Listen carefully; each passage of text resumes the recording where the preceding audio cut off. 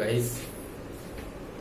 Myself, Dr. Rehanur Rahman, Assistant Professor, Department of Hindi, Allama Iqbal college, Bihar Sharif, Nalanda. तो आज का हमारा टॉपिक है हिंदी साहित्य के इतिहास का काल विभाजन। जो हमारा विषय है इससे संबंधित हम आप लोगों से आज डिस्कस करेंगे कि हिंदी साहित्य के इतिहास का काल विभाजन आचार्य रामचंद्र शुक्ल के द्वारा। तो आचार्य रामचंद्र शुक्ल द्वारा 1929 में हिंदी साहित्य के इतिहास नामक ग्रंथ में किया गया काल विभाजन को ही अब तक सर्वश्रेष्ठ प्रमाणित माना जाता है। हिंदी शब्द सागर की भूमिका के रूप में लिखा गया है, यानी कि जो हिंदी साहित्य का इतिहास है वो हिंदी शब्द सागर की भूमिका के रूप में लिखा गया है। हिंदी साहित्य के इतिहास को 4 अलग अलग भागों में विभाजित किया गया है या बांटा गया है। ठीक है, अब वो पहला काल कौन सा है जो क्रम वाइज अब हम आपको बताएंगे। आप लोग अगर कॉपी पेन एक हटिए और इसको नोट करते जाइए, क्योंकि नोट करते रहेंगे तो आपको कभी भी इस टॉपिक को देखने में या पढ़ने में प्रॉब्लम नहीं होगी। ये हिंदी साहित्य का जो टॉपिक है हमारा, जिस पर हम बात कर रहे हैं, ये मोस्ट इंपॉर्टेंट टॉपिक है और ये पर्टिकुलर किसी एक के लिए नहीं है। ये हिंदी के फर्स्ट ईयर के स्टूडेंट हो, चाहे वो सेकंड ईयर के हो या वो थर्ड ईयर के हो, ये सारे स्टूडेंट के लिए बहुत ही इंपॉर्टेंट टॉपिक बनता है। ठीक है, तो अब हम बात करेंगे नंबर 1 आदिकाल। ठीक है, आदिकाल को वीर गाथा काल भी कहा जाता है। ओके, अब इसका समय पीरियड क्या था, यानी कि जो आदिकाल है जिसको वीर गाथा काल कहा जाता है, इसका समय क्या था? इसका समय था 1050 ईस्वी से 1375 ईस्वी तक जो है वो वीर गाथा काल यानी कि आदिकाल का समय माना जाता है।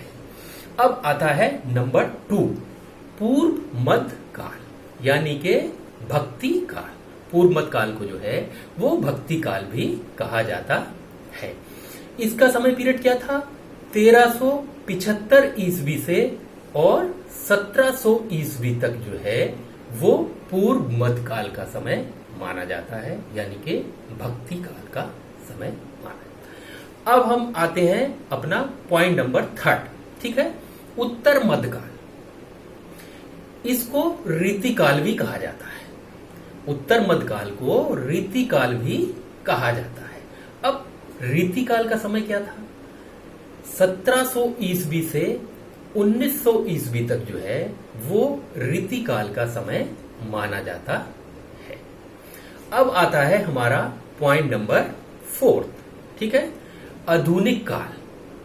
आधुनिक काल को गद्य काल भी कहा जाता है। जो आधुनिक काल है उसको गद्य काल भी कहा जाता है।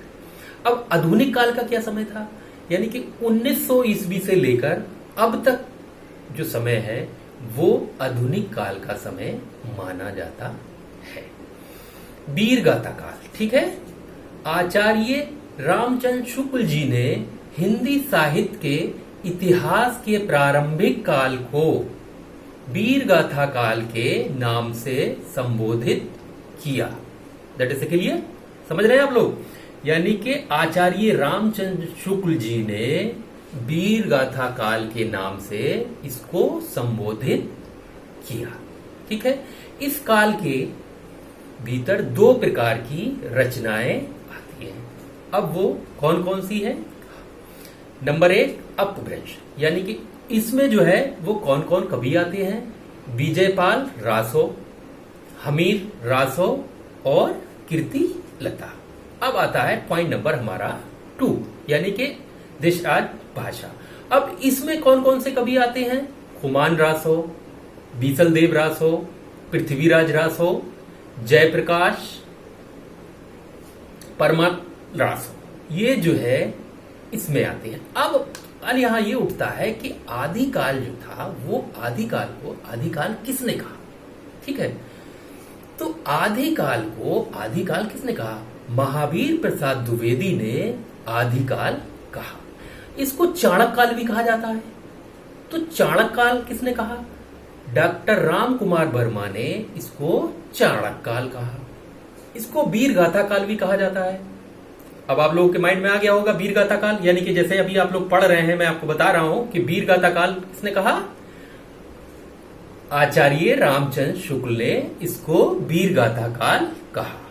इसको सिद्ध सामांत काल भी कहा जाता है। ठीक है, तो सिद्ध सामांत काल जो है वो किसने कहा? सिद्ध सामांत काल जो है वो राहुल संस्कृतियान ने इसको सिद्ध सामांत काल कहा।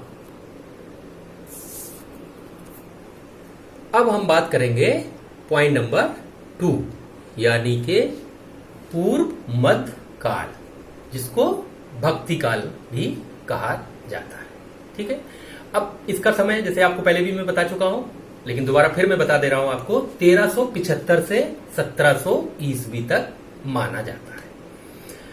अब भक्ति काल, इसको बहुत ध्यान से समझने की जरूरत है, क्योंकि ये थोड़ा सा टिपिकल है, इसलिए मैं आपको सीरियल वाइज बताने की कोशिश करूंगा और आप लोग बहुत फोकस पूरा अपना बना के रखिए। देखिए, बहुत ध्यान से समझिए।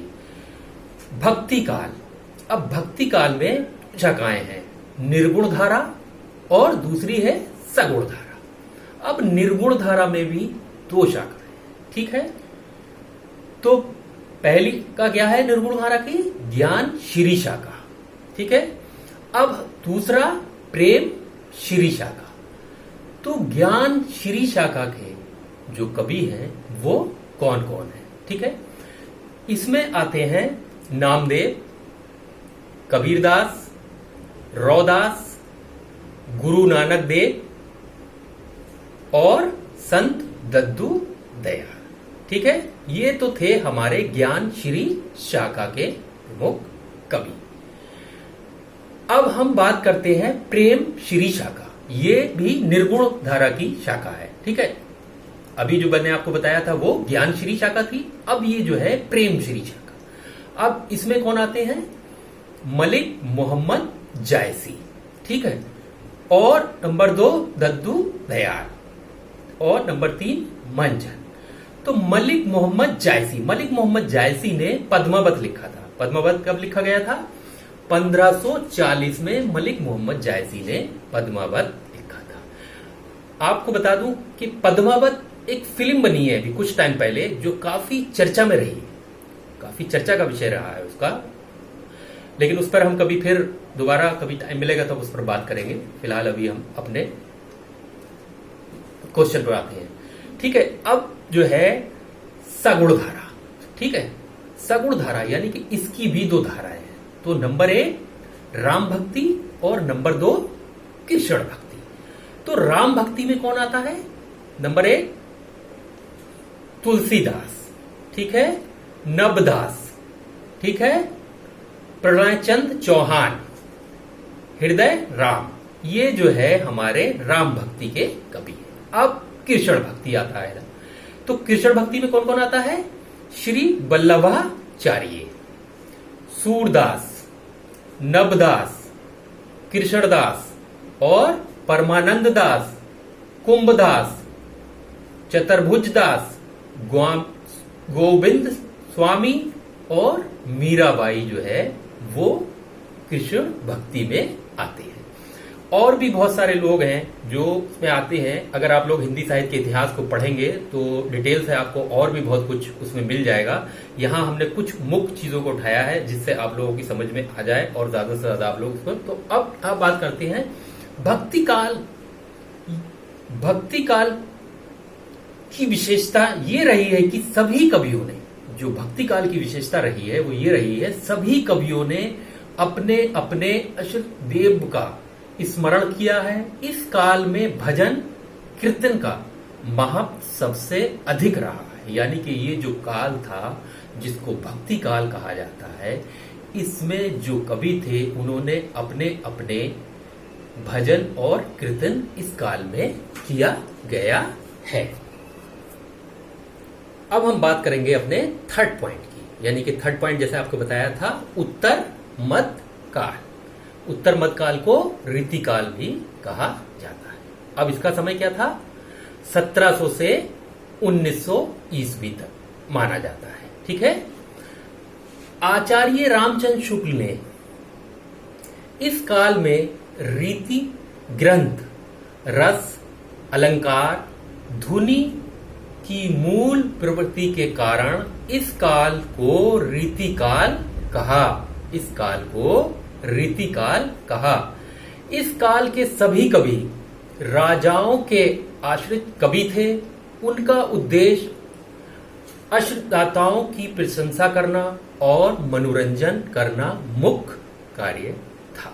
यानी कि जो इस काल के कवि थे वो अपने राजाओं और महाराजाओं की प्रशंसा करते थे और उनका मनोरंजन करते थे। तो सवाल उठता है कि रीतिकाल, ठीक है, रीतिकाल क्या है। अब इसमें भी 3 अलग अलग पॉइंट्स हैं, समझने की जरूरत है। आप लोग ध्यान से समझने की कोशिश करिएगा, इसको हम आपको नंबर लगाएं। तो सबसे पहला पॉइंट आता है रीतिबद्ध, ठीक है, और दूसरा पॉइंट उठता है इसमें रीति मुक्त और थर्ड रीति सिद्ध। तो रीतिबद्ध जो है इसके कवि कौन कौन से आते हैं? नंबर 1 केशवदास, चिंतामणि, मतीराम, देव, बिहारी लाल, ये जो है रीतिबद्ध के कवि माने जाते हैं। ठीक है। अब हम बात करते हैं रीति मुक्त, ठीक है। घनानंद, आलम, ठाकुर दास, ये जो है रीति मुक्त के कवि हैं। अब रीति सिद्ध यानी कि जो रीति सिद्ध है उसके कवि कौन कौन से हैं? तो रीति सिद्ध यानी कि बिहारी जो है रीति सिद्ध में के प्रमुख कवि माने जाते। बिहारी ने बिहारी सस्सई हमसे पुस्तक लिखी थी, उसमें लगभग 713 दोहे हैं। जो बिहारी सस्सई की गई थी उसमें लगभग 713 दोहे हैं। और बिहारी जो है पूर्ण रूप से श्रृंगार के मुख्य कवि माने जाते हैं। अब यहां सवाल ये आता है कि रीतिकाल, ठीक है, जैसे मैं आपको बता रहा हूं अब जैसे रीतिकाल, तो जब मैं रीतिकाल का नाम ले रहा हूं तो अब आपके माइंड में ये क्वेश्चन आ जाना चाहिए कि रीतिकाल किसने कहा है। तो रीतिकाल जो है आचार्य रामचंद्र शुक्ल जी ने कहा, ठीक है। अब इसका जो नाम है अलंकृतिक काल, तो अलंकृतिक काल इसको किसने कहा है? तो अलंकृतिक काल जो है मिश्र बंधुओं ने इसको अलंकृतिक काल कहा है। अब आता है नंबर 3 यानी कि श्रृंगार काल। तो श्रृंगार काल इसको किसने कहा है? तो श्रृंगार काल जो है इसमें विश्वनाथ प्रसाद मिश्र ने इसको श्रृंगार काल कहा है। अंधकार काल, इसको अंधकार काल का भी नाम दिया गया है। किसने कहा है? त्रिलोचन ने। ये बहुत इंपॉर्टेंट क्वेश्चन है और ये बहुत सारे एग्जाम में आता है कि अंधकार काल। तो अगर आप लोग कभी भी एग्जाम दे अभी या कभी भी आगे देंगे तो हो सकता है इस तरह का क्वेश्चन आए, तो इसलिए आप लोग इसको ध्यान से सुनिएगा जो मैं आपको बता रहा हूं। अंधकार काल, तो अंधकार काल जो है वो त्रिलोचन ने दिया है। तो अंधकार काल त्रिलोचन ने इसको अंधकार काल क्यों नाम दिया? तो सवाल ये उठता है त्रिलोचन ने इसलिए इसको अंधकार काल कहा क्योंकि इस काल के जो कवि थे वो अपने राजा और महाराजाओं की प्रशंसा करते रहते थे। वो जो कवि थे वो अपने राजाओं और महाराजाओं की प्रशंसा करते रहते थे और उनका मनोरंजन करते रहते थे। इसलिए त्रिलोचन ने जो है इसको अंधकार काल के नाम से कहा है। अब हमारा चौथा पॉइंट आता है आधुनिक काल यानी कि गद्य काल। इसका समय क्या बताया था मैंने आपको? 1900 से लेकर अब तक जो है वो आधुनिक काल का समय माना जाता है। ठीक है। तो आधुनिक काल हिंदी साहित्य का वह काल माना गया है जिसमें हिंदी का संपूर्ण विकास हुआ है। यानी कि हिंदी का आधुनिक काल में संपूर्ण विकास हुआ है।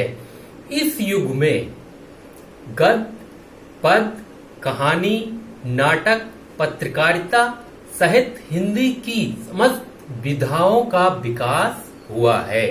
यानी कि जो आधुनिक काल है उसमें इन सारी चीजों का विकास हुआ है। इस युग को हिंदी साहित्य का सर्वश्रेष्ठ युग भी कहा जा सकता है। इसमें खड़ी बोली का प्रयोग किया गया है। इस काल में राष्ट्रीय भवन का विकास हुआ।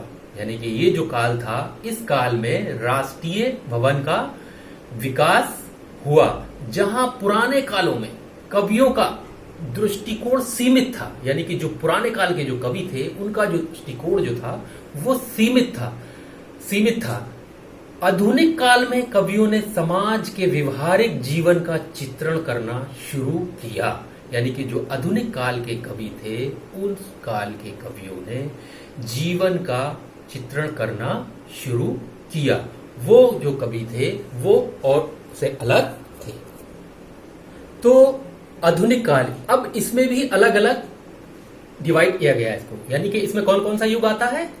भारतेंदु युग नंबर 1, भारतेंदु युग, और नंबर 2 द्विवेदी युग, और नंबर 3 छायावादी युग, और नंबर 4 है प्रगतिवादी युग और प्रयोगवादी युग। इसमें ये अलग अलग 5 भागों में बटा हुआ है। तो अब सवाल उठता है कि भारतेंदु युग के जो कवि थे वो कौन है? ठीक है, तो भारतेंदु युग के जो कवि थे कौन कौन थे? नंबर 1 भारतेंदु हरिश्चंद्र, ठीक है। नंबर 2 बद्री नारायण चौधरी, नंबर 3 प्रेम घन, और नंबर 4 प्रताप नारायण मिश्र, नंबर 5 ठाकुर जगमोहन सिंह। ये जो थे हमारे भारतेंदु युग के कवि थे। अब हम आते हैं दूसरे पॉइंट की तरफ, यानी कि द्विवेदी युग। द्विवेदी युग में कौन कौन कवि आते हैं? ठीक है, तो द्विवेदी युग में मैथिली शरण गुप्त, नथुराम शर्मा, राम नरेश त्रिपाठी, ठीक है। अब हम बात करते हैं छायावादी युग। यानी कि जो छायावादी युग है उसमें कौन कौन कवि आते हैं? नंबर 1 जयशंकर प्रसाद, सूर्यकांत त्रिपाठी निराला, सुमित्रा नंदन पंत और महादेवी वर्मा। ये जो है हमारे छायावाद युग के कवि हैं। अब हम बात करते हैं प्रगतिवाद युग। तो इसमें कौन कौन आता है? यानी कि केदारनाथ अग्रवाल, ठीक है, रामविलास शर्मा, नागा अर्जुन, शिवमंगल सिंह और त्रिलोचन। अब प्रयोगवाद यानी कि प्रयोगीवादी जो कवि थे वो कौन कौन से थे? अज्ञे, भरत भूषण अग्रवाल और मुक्तिबोध रामविलास शर्मा, ठीक है। ये जो था हमारा हिंदी साहित्य का इतिहास, जिस पर अभी हम आपसे चर्चा कर रहे थे, जिस टॉपिक पर। तो इसको अब जैसे मैंने आपको बताया क्रमवाइज, अब इसमें बहुत सारे ऐसे क्वेश्चंस हैं जो आप अब इसको अगर दोबारा इस वीडियो को देखेंगे या आप अपनी कॉपी को दोबारा अगर कर देखेंगे तो पढ़ेंगे तो उसमें बहुत सारे ऑब्जेक्टिव ऐसे क्वेश्चन बन जाएंगे जो आपको के लिए बहुत ही ज्यादा हेल्पफुल हो सकते हैं। फॉर एग्जाम्पल, क्वेश्चन अगर आ जाता है कि हिंदी साहित्य के इतिहास को कितने भागों में विभाजित किया गया, ठीक है। तो जब आपने पढ़ा है तब तो आप बता सकते हैं, उसमें दिया होगा ऑप्शन कि 5 भागों में किया जा सकता है या 4, 3, 7। तो अगर आपने पढ़ा है तो आप अच्छे से उस क्वेश्चन को कर सकते हैं। आप फौरन टिक कर देंगे उस पर कि 4 भागों में हिंदी साहित्य के इतिहास को विभाजित किया जा सकता है। इस तरह से कई क्वेश्चन आपके बन जाएंगे। या फिर वो पूछ सकता है कि आधुनिक काल का समय जो था वो कब से कब तक माना जाता है, ठीक। तो आपने पढ़ लिया है तो आप उसको आराम से बता सकते हैं। उसमें दिया होगा अगर 1900 से अब तक, यानी कि जो 1900 से अब तक का जो पीरियड चल रहा है वो आधुनिक काल का चल रहा है, तो 1900 के बाद जो किया होगा वो आपका आंसर जो है वो करेक्ट होगा। इस तरह से वो भक्ति काल के बारे में भी आपसे क्वेश्चन पूछ सकता है कि निर्गुण भक्ति में जो है वो ज्ञान श्री शाखा में आती है या प्रेम श्री शाखा किस में आती है, या कृष्ण भक्ति जो है या राम भक्ति जो है, इस तरह से बहुत सारे क्वेश्चन आपको बन सकते हैं। आप लोग इस पर फोकस करिए और इस वीडियो को हो सकता है तो 2-3 बार आप देखिए और देख के लेकर नोट करते चले जाइए। आपको बहुत कुछ सीखने के लिए मिलेगा। नेक्स्ट वीडियो में जब आप आएंगे तो नेक्स्ट टॉपिक पर हम आपसे बात करेंगे। बस आज